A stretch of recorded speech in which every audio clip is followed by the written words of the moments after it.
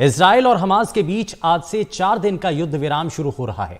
भारतीय समय के हिसाब से करीब 10:30 बजे युद्ध विराम शुरू हो गया और शाम 7:30 बजे भारतीय समय के मुताबिक बंधकों को छोड़ने का सिलसिला शुरू हो गया। अब इस डील में इजराइल के 50 बंधकों के अलावा करीब 150 फिलिस्तीनी जो इजराइल की जेलों में बंद हैं उनको भी छोड़ा जाना है। अब इसकी पुष्टि इजरायली सेना ने भी इस दौरान की है।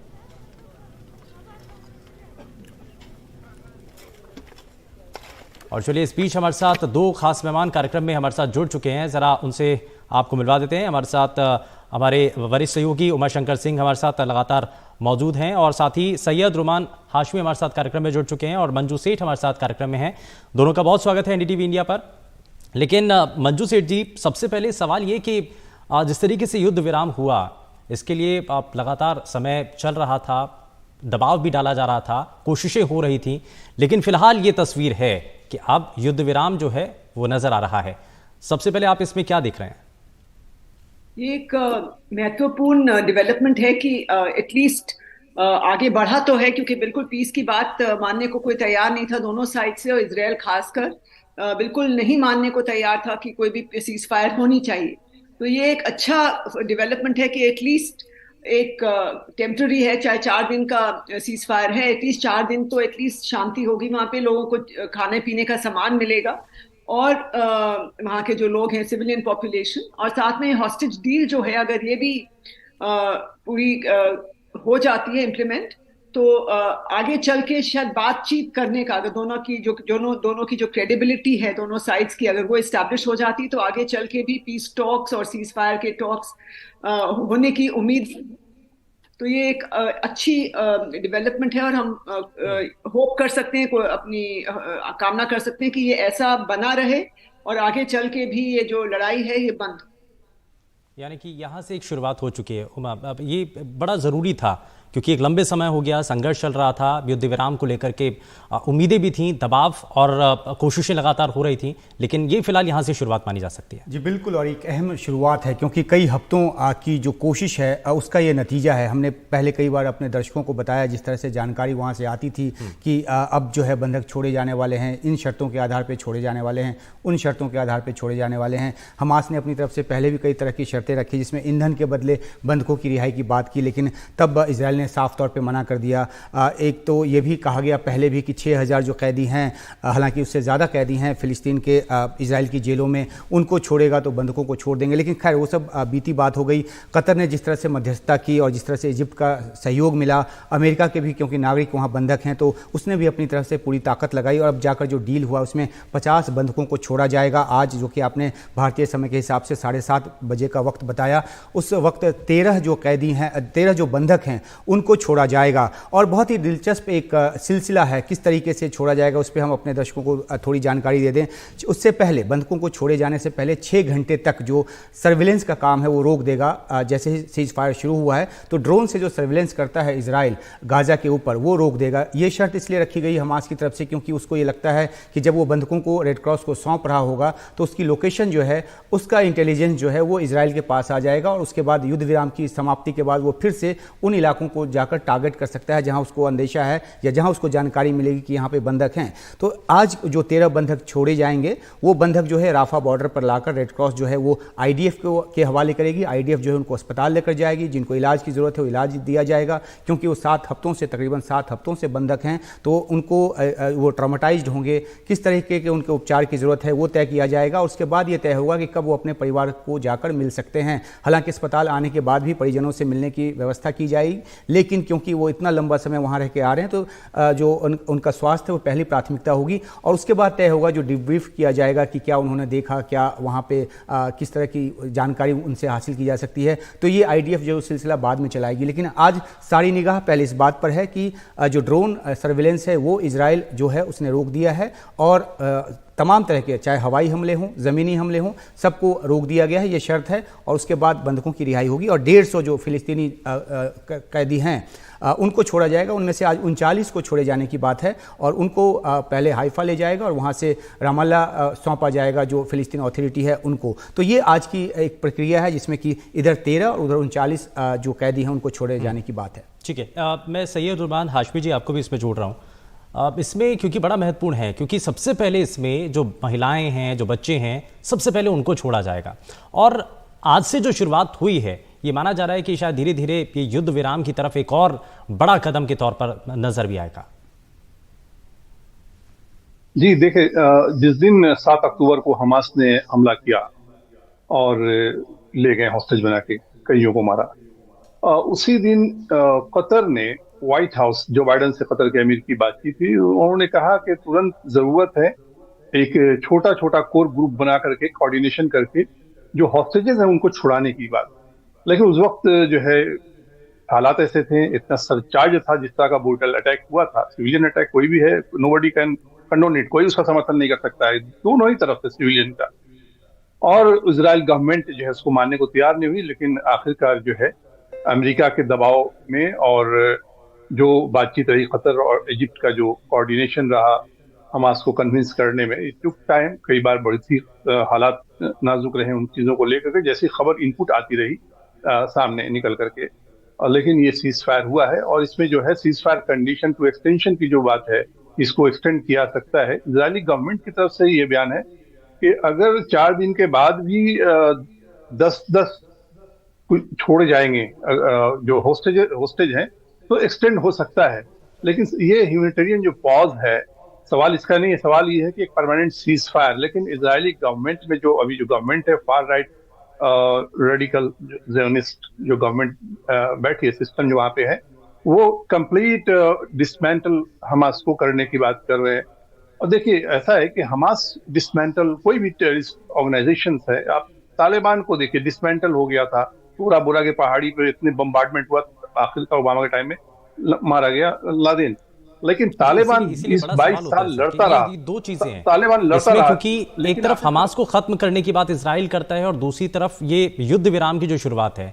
और अगर इसी तरीके से दोनों तरफ से बंदियों को छोड़ दिया जाता है तो ये आगे एक बड़ा मील का पत्थर साबित होगा। लेकिन दूसरी तरफ इजराइल की जो मंशा है हमास को खत्म करने को लेकर, ये कैसे पूरा होगा फिर?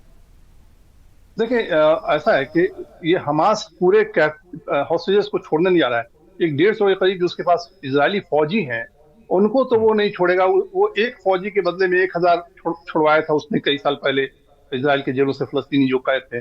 अभी भी जो छोड़े जा रहे हैं वो बिना ट्रायल, उन लोगों को थोड़ा आर्बिट्ररी जो अरेस्टिंग इजरायली गवर्नमेंट जो मिलिट्री करती है, वो छोड़े जा रहे हैं, जिनके ऊपर कोई केसेस नहीं है, they are behind the bar without any trial, उन लोगों को वो छोड़ा जा रहा है। लेकिन हमास जो है कंप्लीट हॉस्टेजेस को रिहा नहीं करेगा, क्योंकि वही उसके पास ट्रम्प कार्ड है, वो परमानेंट सीज फायर। क्योंकि जो आर्किटेक्ट जिसको मानता है इजराइल, यहिया सिनवार को, इस हमले का, वो खान यूनुस में इजरायली इंटेलिजेंस की जो रिपोर्ट है, जो उनके अपने इनपुट आ रहे हैं, वो खान यूनुस में है। इजराइल नहीं चाहेगा कि वो वहां से निकल करके किसी तरह से बाहर निकल सके, वो उसको कॉर्डन ऑफ करेगा। लेकिन ये जो 4 दिन का जो पॉज है, इसमें दोनों को फायदा है।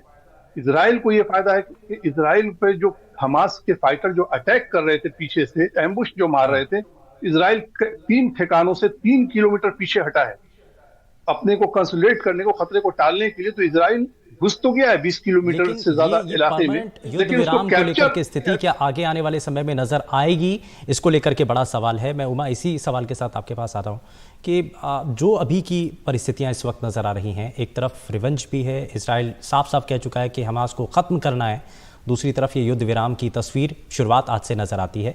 लेकिन ये परमानेंट सीज फायर हो सके, इसके लिए क्या तस्वीर नजर आती है?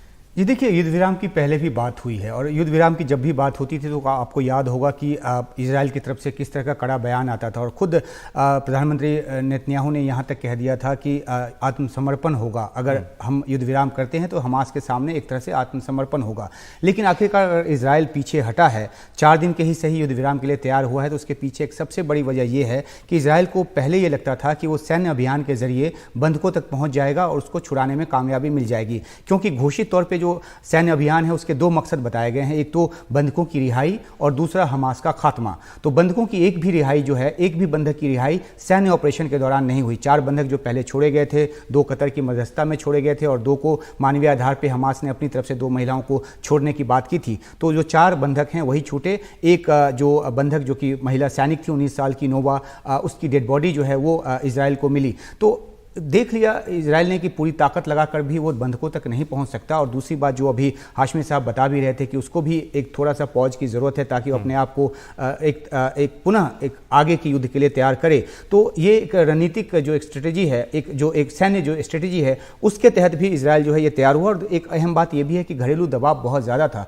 परिजनों का दबाव बहुत ज़्यादा था। लगातार वहाँ पर हज़ारों की तादाद में लोग निकलकर तेल अवीव में प्रदर्शन कर रहे हैं कि बंधकों को छुड़ाया जाए। तो इन सब बातों के बीच इजराइल तैयार हुआ। और जहां तक पूर्ण युद्ध विराम की बात है तो वो इजराइल शायद कभी नहीं मानेगा। और ऐसा कहा भी गया है कि जैसे युद्ध विराम की अवधि ये खत्म होगी तो दोबारा पूरी ताकत के साथ हमले करेगा और हमास के खात्मे तक वो लड़ाई चलती रहेगी। तो मकसद ये होगा कि बड़े कमांडरों को मारा जाए, जैसा कि कह रहे हैं कि खान यूनिस में सिनवार बैठे हैं, तो अगर उन तक पहुंच पाए, इस तरह के कमांडरों को मार गिरा पाए तो बड़ी कामयाबी होगी। लेकिन ये अभी दूर की बात है क्योंकि ये बहुत एक लंबे फॉर्मेट पे जो लड़ाई हो चली गई है। लेकिन यहाँ जो शुरुआत हुई है, लेकिन जैसा आप कह रहे हैं कि आगे आने वाले समय के अंदर ऐसा थोड़ा सा संभव हो पाना बड़ा मुश्किल लगता है, पूर्ण रूप से युद्ध विराम। तो इसके लिए क्या ऑप्शंस क्या नज़र आ रहे हैं? बातचीत इसके लिए कोई सहारा बन सकती है, क्योंकि कोशिशें तो अभी तक हुई हैं लेकिन उसका कोई नतीजा निकला नहीं। देखिए, बातचीत लगातार होती रही है मध्यस्थों के जरिए, लेकिन बड़ा सवाल ये है कि युद्ध विराम जो है वो कब होगा। युद्ध विराम तो नहीं होगा जब तक कि हमास को अपने हिसाब से इजराइल जो है वो खात्मे की बात नहीं कर लेता। उससे बड़ा सवाल ये उठता है कि अगर हमास को ख़त्म कर पाने में इजराइल किसी भी तरह से कामयाब होता है तो उसके बाद जो एक पॉलिटिकल वैक्यूम पैदा होगा गाजा में, उसकी जगह कौन लेगा? फिलिस्तीन अथॉरिटी जो है वो वापस गाजा में आकर रूल करे, ऐसी कोई सूरत हाल अभी फ़िलहाल नज़र नहीं आती। दूसरी बात यह है कि इजराइल जो है ये कह चुका है कि वो गाजा को कंट्रोल करेगा, जिस पर दुनिया के तमाम देशों ने सवाल उठाया। खुद अमेरिकी राष्ट्रपति जो बाइडन ने कहा है कि अगर कब्जा करता है इजराइल गाजा पर फिर से तो उसकी एक बहुत बड़ी गलती होगी। तो युद्ध के साथ जो जटिलताएं हैं वो तो अपनी जगह हैं ही, लेकिन युद्ध के बाद क्या होगा ये भी एक बड़ा सवाल है। लेकिन जिस तरह का पैटर्न लेकर इजराइल चला है, पहले उसने उत्तरी गाजा पे हमला किया, वहाँ पर उसने उस पूरे इलाके को अपने कब्जे में एक तरह से लिया हुआ है, और उसके बाद दक्षिणी गाजा में भी सैन्य ऑपरेशन को लेकर जाने की बात कर रहा है। और उसने कहा है कि जहाँ जहाँ भी हमास के आतंकी होंगे वहाँ वहाँ वो जाकर हमले करेगा। तो ऐसे में जो 15-16 लाख के आसपास की आबादी जो शरणार्थी बन के दक्षिणी गाजा में रहने को बाध्य है, वो किधर जाएगी? क्या वो राफा बॉर्डर के जरिए दूसरी तरफ जाएगी? लेकिन उसके लिए इजिप्ट तैयार नहीं है। तो बहुत ही कॉम्प्लिकेटेड सिचुएशन है। उसमें पहली एक राहत की बात ये दिखी है कि ये 4 दिनों का सीज फायर हुआ है और इसमें कुछ बंधकों की रिहाई हो रही है और कुछ फिलिस्तीनी कैदी छोड़े जा रहे हैं। और साथ के साथ जो बड़ी तादाद में जो राहत सामग्री है, 100 के आसपास ट्रक राफा बॉर्डर पर तैयार है। जैसे ही उनको ग्रीन सिग्नल मिलेगा वो गाजा जाकर राहत सामग्री पहुंचाने का काम करेंगे। तो एक अभी उम्मीद दिखी है, लेकिन अभी रास्ता बहुत लंबा बाकी है। उम्मीद की किरण ज़रूर दिखी है, लेकिन रास्ता बहुत लंबा है और इसमें बहुत लंबा सफ़र तय करना है। मंजू सेठ जी, इसमें क्योंकि देशों के बीच में जो जिस तरीके की स्थितियां नज़र आ जाती हैं, हालांकि जो मुश्किल में फंस जाते हैं, जो इस वक्त बंधक हैं जिनको रिहा करने की तस्वीरें अब से कुछ ही देर बाद हम भी अपने सभी दर्शकों तक पहुंचाएंगे, तो ये बड़ा ज़रूरी हो जाता है। और जो नागरिक हैं अगर वो ऐसे मुश्किल में फंस जाते हैं, उनको सुरक्षित रूप से बाहर निकालना, वहाँ तक अपने देश वापस लौटाना, अमेरिका जिस कोशिश में है, हालांकि उसमें थोड़ा सा संभव हो पा रहा है वो सभी चीज़ें, लेकिन बाकी और भी नागरिक हैं, इजराइल के भी हैं और जो गाज़ा के भी हैं नागरिक उसमें। तो ये आगे जो 4 दिन के बाद आगे कुछ अगर इसी तरीके से सिलसिला आगे बढ़ता है तो ये बड़ा अच्छा होगा, लेकिन शुरुआत हुई है। बिल्कुल, ये शुरुआत अच्छी हुई है और अगर ये आगे चल के कायम रहती है तो मुझे पूरी उम्मीद है कि ये एक लॉन्गर टर्म सीज फायर हो सकता है। और सारे बंधक जो है, जो जैसे आपने भी कहा, सिविलियन पॉपुलेशन जो है, आम नागरिक है, वो सबसे ज्यादा सफर करते हैं, इसमें उनको सबसे ज्यादा हानि होती है इन सब चीजों से। लेकिन सरकारों को भी आपस में अपना थोड़ा सा अपना देश का हित कहिए वो थोड़ा अपने मद्देनजर रखना पड़ता है। उसको बिल्कुल इग्नोर नहीं कर सकते कि हमारे जो, क्योंकि हमास को जैसे आपको पता है, हमास तो कहता है कि हम बिल्कुल इजराइल को खत्म कर देंगे, they don't want Israel to exist. तो और यहाँ से ये भी कह रहे हैं, इजराइल कह रहे हैं हम हमास को जब तक खत्म नहीं करेंगे ये हम भी चुप नहीं बैठेंगे। लेकिन नेगोशिएशंस में थोड़ा गिव एंड टेक होता है, जैसे उमा शंकर जी ने भी कहा, ये थोड़ा सा उन्होंने भी अपनी पोजीशन बदली है इजराइल ने। तो आगे चल के भी उम्मीद है कि जो सिविलियन पॉपुलेशन है, जो आम नागरिक हैं, उनको भी थोड़ा सा इम्पोर्टेंस दे के और एक सोल्यूशन निकलेगा उनको सबको रिहाई, सबकी रिहाई के लिए, और इस युद्ध को एक परमानेंट सीज फायर और एक टू स्टेट नेशन की बात बहुत दिनों से चल रही है और यूएन ने भी उसको किया था। तो मुझे लगता है वही एक शुरुआत बड़ी सोल्यूशन अच्छी हुई है और इस शुरुआत के साथ उम्मीद यही है कि जल्द से जल्द पूर्ण रूप से भी युद्ध विराम हो सके। बहुत शुक्रिया दो खास मेहमानों का कार्यक्रम में जुड़ने के लिए, आपने अपना कीमती समय दिया। लेकिन फिलहाल तस्वीर यही है कि जल्द से जल्द पूर्ण रूप से युद्ध विराम हो सकेगा और स्थितियां वापस से काबू और नियंत्रण में आ सकें।